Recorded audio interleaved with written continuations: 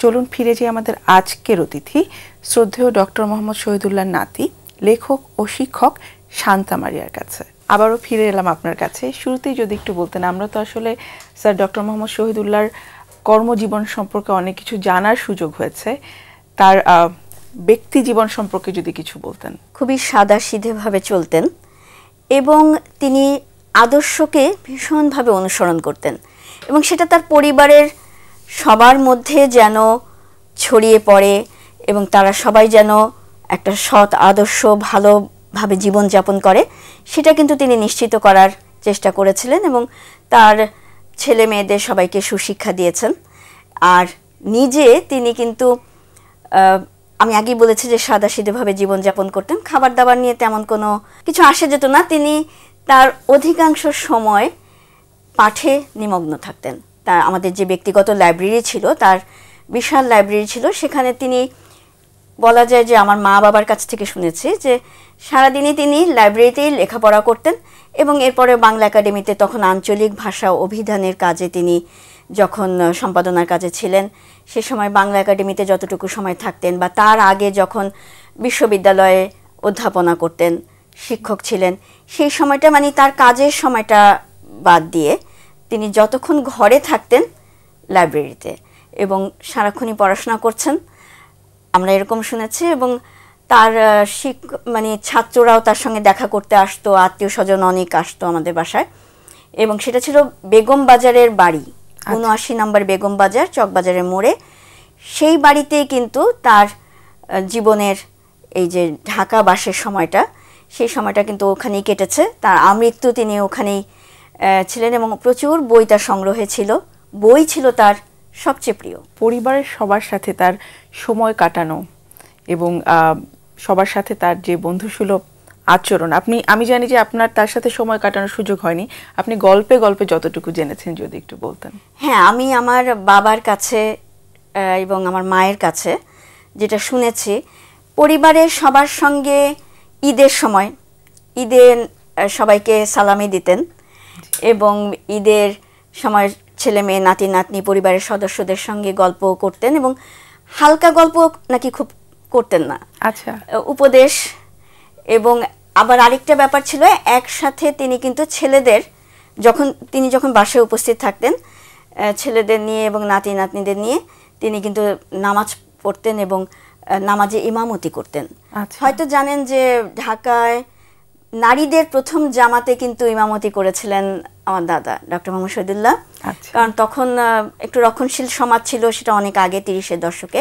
সেই সময় ঢাকায় প্রথম নারীদের ঈদের জামাত নারীরা বললো যে আমরা পড়বো, কিন্তু পাওয়া যাচ্ছিল না, ইমাম পাওয়া যাচ্ছিল না, কেউ রাজি হচ্ছিল না, সাহস পাচ্ছিল না। উনি বললেন যে হ্যাঁ আমি এগিয়ে যাব। হ্যাঁ, তিনি কিন্তু ব্যক্তিগত জীবনেও খুব সাহসী ছিলেন, দৃঢ়চেতা ছিলেন, এই বিষয়গুলো শুনেছি। এবং খেতে বেশি খেতেন না, কিন্তু ভালো মন্দ একটু খেতে ভালোবাসতেন, আবার না হলেও চলতো। আচ্ছা, তার বহুমাত্রিক কর্মজীবনের কোন দিকটি সম্পর্কে আপনি আজ আলোকপাত করতে চান? আপনাকে কোন দিকটি সবচেয়ে বেশি প্রভাবিত করেছে? তার কর্মজীবন, তার অনেক অবদান আমাদের ভাষা ও সাহিত্যে, এবং তিনি বাংলা ভাষার উৎপত্তি নির্ধারণে যে গবেষণা করেছেন, উৎপত্তি নির্ধারণ করেছেন যে বাংলা ভাষার সময়কাল কোনটা, উৎপত্তির সময়, তার জন্ম সময়, এবং বাংলা ভাষার যে কোথা থেকে উৎপত্তি হয়েছে সেই ব্যাপারটা, যে সংস্কৃতের কন্যা নয়, তিনি বলছেন যে বাংলা ভাষা সংস্কৃতের কন্যা নয়, নিকট আত্মীয়া হতে পারে। এই যে গৌরী প্রাকৃত, সেখান থেকে যে বাংলা ভাষার উৎপত্তি, এগুলো করেছেন। কিন্তু আমার কাছে তার সবচেয়ে যেটা মানে অনুসরণীয় দিক বলে মনে হয়, সেটা হচ্ছে যে ভাষা আন্দোলনে, আমাদের মহান ভাষা আন্দোলনে তার যে দার্শনিকের ভূমিকা, এবং তিনি যে সব সময় সেই ১৯২০-এর দশক থেকে, তখনও কিন্তু ৪৭-এর দেশ বিভাগের কথা ওঠেনি, ১৯২০-এর দশক থেকে তিনি বাংলা ভাষার পক্ষে যেভাবে লেখনী ধারণ করেছেন, বাংলা ভাষার প্রচার করেছেন, এবং তারপরেও ৪০-এর দশকে এবং ৫০-এর দশকে ভাষা আন্দোলনে তিনি যেভাবে একেবারে দৃঢ় ভূমিকা পালন করেছিলেন যে বাংলা ভাষাকেই রাষ্ট্রভাষার মর্যাদা দিতেই হবে, এই যে কথাগুলো, তার সপক্ষে যুক্তি তুলে ধরা, আমাদের শিক্ষার মাধ্যম যে বাংলা হওয়া উচিত, এই নিয়ে তার যে দৃঢ় অবস্থান, এই ভূমিকাটি আমার কাছে সবচেয়ে গৌরবজনক এবং সবচেয়ে অনুসরণীয় মনে হয়, কারণ আমার বাবা নিজেও কিন্তু ভাষা সৈনিক। এটা আসলে আমাদের পুরো পরিবারকেই প্রভাবিত করেছে। আমার আরেক চাচা মুর্তজা বশির, তিনিও কিন্তু ভাষা সৈনিক ছিলেন। একটু আপনার প্রসঙ্গে চলে আসি। আমরা জানি যে আপনি 9 বছর বয়সে আপনার প্রথম বইটি আসলে লেখেন। সেই সময়ের গল্পটা একটু যদি বলেন যে কেন 9 বছর বয়সে আপনার মনে হলো যে একটি বই লিখে ফেলি। ছোটবেলা থেকেই কবিতা ভালোবাসতাম, এটা আমার বাবা মার অবদান অবশ্যই। আমার বাবা মা আমাকে ছোটবেলা থেকে কবিতা শিখেছেন, এবং ছোটবেলা মানে কি 2 বছর 2.5 বছর যখন আমার প্রথম কথা ফুটেছে, আচ্ছা, তখন থেকে আমি কবিতা আবৃত্তি করতাম, টিভিতেও আবৃত্তি করেছি। তো সেই সময়ে যে কবিতা পড়তে পড়তে বা কবিতা শুনতে শুনতে একটা হয় না, নিজেই কিছু কবিতা বানিয়ে ফেলে, শিশুরা যেমন করে। তা আমি কিছু কবিতা লিখতাম, কিশোর কবিতা, শিশুদের কবিতা। একদম 4 বছর বয়স থেকে আমি কবিতা লিখতাম। তো আমার যখন 9 বছর বয়স হলো, অনেকগুলো কবিতা যখন জমা হলো, তা আমার বাবা বললেন যে এবার ওর একটু বই বের করা দরকার। এটা আসলে পুরোপুরি আমার বাবার অনুপ্রেরণায়, তিনিই পরিকল্পনা করেছিলেন। 9 বছরের বয়সে একটি মেয়ের পক্ষে আসলে পরিকল্পনা করা সম্ভব নয়। এটা আমার বাবার অনুপ্রেরণায় আমার বই লেখা, বা আজ পর্যন্ত আমি যে লেখালেখির সঙ্গে যুক্ত রয়েছি, এটা আমার বাবা, সম্পূর্ণভাবে আমার বাবার অনুপ্রেরণা ছিল। একটু যদি বলতেন ডক্টর মোহাম্মদ শহীদুল্লাহ, উনার তো আসলে ভাষা এবং ভাষা তত্ত্বের উপরে অনেক অবদান, এবং উনার আয়ত্ত ছিল 24টি ভাষার উপরে, এবং এর মাঝে 18টি ভাষা একেবারে উনি পাণ্ডিত্য অর্জন করেছিলেন। এই বিষয়ে কি বলবেন? আপনার কাছে কি মনে হয় যে এটা তো আসলে অনেক বড় একটা বিষয়? তার গবেষণার বিষয়টাই ছিল ভাষাতত্ত্ব। তিনি 18টি ভাষায় পাণ্ডিত্য অর্জন করেছিলেন এবং 24টি ভাষা ভালোভাবে জানতেন, এবং মোটামুটিভাবে জানতেন 40টি ভাষা।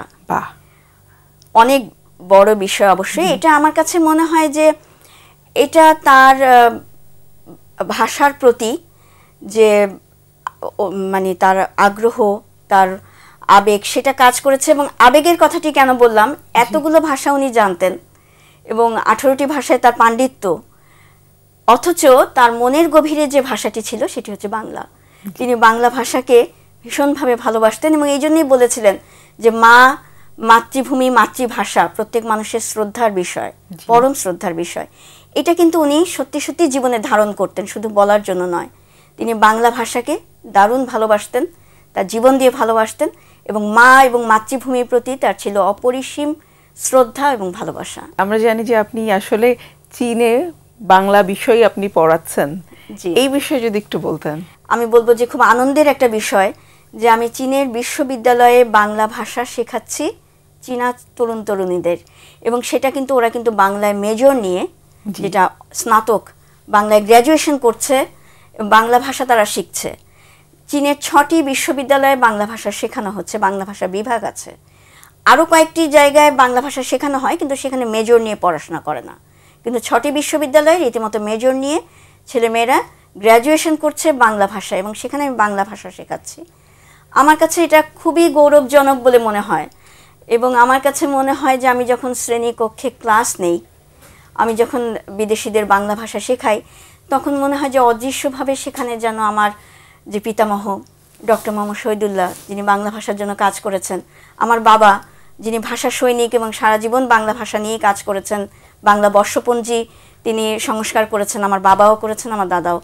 তো এই যে মনে হয় আমার পূর্বপুরুষরা এবং আরও ভাষা সৈনিকরা, আমাদের ভাষা নিয়ে যারা কবি, সাহিত্যিক, লেখক, বাংলা ভাষায় আবহমান কাল থেকে যারা কাজ করেছেন, সেই চারণ কবিদের যুগ থেকে, তারা যেন অদৃশ্যভাবে সেখানে উপস্থিত আছেন। সেখানে তো চীনের যারা আছেন শিক্ষার্থী, তারা শিখছেন, সেখানে কি বাঙালি আছেন যারা কিনা বাংলা ভাষা আসলে শিখতে বা পড়তে ভর্তি হচ্ছেন? চীনা শিক্ষার্থীরা বাংলা ভাষা শিখছেন, জি।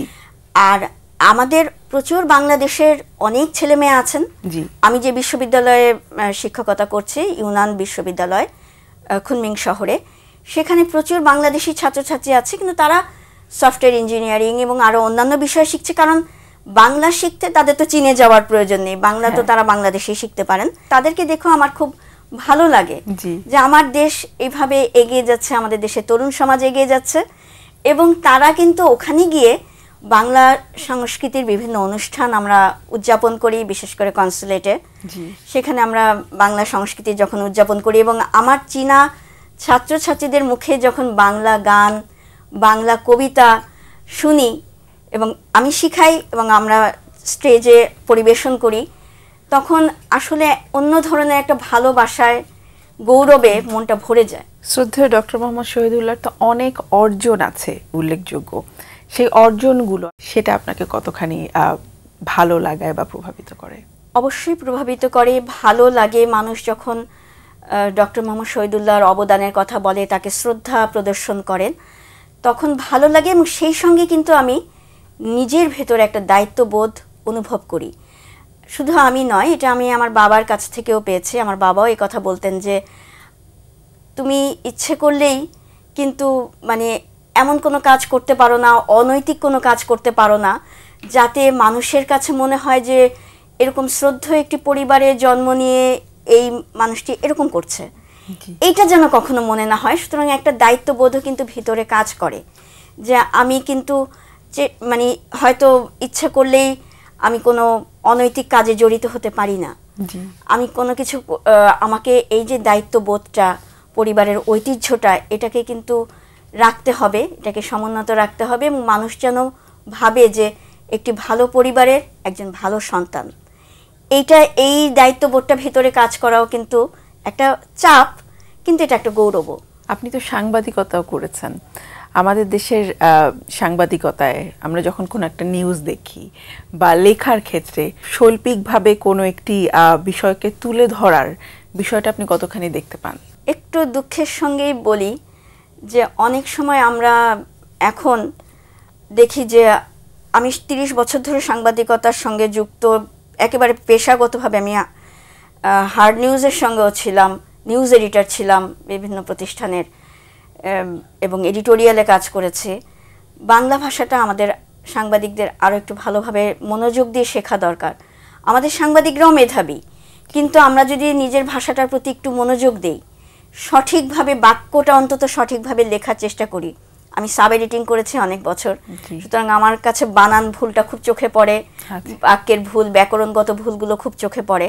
এটা যদি না হয়, আমরা যদি নিজেরা একটু নিজের ভাষাকে ভালোবাসি এবং শ্রদ্ধা করে সেটাকে একটু শিখি, পাশাপাশি আমরা বস্তুনিষ্ঠ সাংবাদিকতার দিকে একটু বেশি মনোযোগ দিই, তাহলে বোধহয় ভালো হয়। এবং ভাষাগত দিকটাতে আরেকটু মনোযোগ দেওয়া আমাদের দরকার, যেন ভুল না হয়। নিজের মাতৃভাষা ভুল লেখা খুব লজ্জার বিষয়। আপা, আমরা একেবারে আমাদের আয়োজনের শেষ প্রান্তে চলে এসেছি। আমরা শ্রদ্ধেয় ডক্টর মোহাম্মদ শহীদুল্লাহকে নিয়ে কথা বলছিলাম। আজকের আয়োজনে যদি আমাদের দর্শকদের উদ্দেশ্যে বলতেন, তরুণদের উদ্দেশ্যে বলতেন যে তার কোন দিকটি আসলে তরুণরা অনুসরণ বা অনুকরণ করতে পারে? মাতৃভাষা, মাতৃভূমিকে ভালোবাসা, মাকে ভালোবাসা, তার মানে শুধু মা নয়, পরিবার এবং পরিবারকে ভালোবাসা, মূল্যবোধ, সামাজিক মূল্যবোধকে ভালোবাসা এবং নিজের দেশ, নিজের ভাষাকে ভালোবাসা এবং সেই ভালোবাসার পক্ষে দৃঢ়ভাবে দাঁড়ানো। এটি যদি আমাদের তরুণ সমাজ, আমাদের নাগরিক সবাই যদি এটা অনুসরণ করেন, ভালোবাসেন নিজের দেশকে, নিজের ভাষাকে, তাহলে বোধহয় বাংলাদেশ পৃথিবীতে অনেক দূরে এগিয়ে যাবে, গৌরবময় একটা অবস্থান নিতে পারবে। প্রিয় দর্শক, এতক্ষণ কথা হচ্ছিল অতিথির সঙ্গে। এবারের সময় হলো বিদায় নেবার। আমাদের অনুষ্ঠান সম্পর্কে আপনার যে কোনো মতামত ও পরামর্শ জানাতে লিখুন এই ঠিকানায়। প্রযোজক দিন প্রতিদিন, বাংলা ভিশন নিউ টাওয়ার, 110 বীর উত্তম সিয়াদ দত্ত রোড, ঢাকা 1205, ফোন 963203 থেকে 4 পর্যন্ত। আমাদের কাছে ইমেল করতে পারেন এই ঠিকানায়, dinprotidin@banglavision.tv। গ্রিক নাট্যকার অ্যারিস্টোফ্যানিসের একটি উক্তি বলে বিদায় নেব আজ। তিনি বলেছেন, মানুষ যেখানে সমৃদ্ধি লাভ করে সেখানেই তার ঘর। প্রিয় দর্শক, সবাই ভালো থাকুন, সুস্থ ও সুন্দর থাকুন। আজকে সারাটা দিন সবার জন্য শুভ ও কল্যাণময় হোক।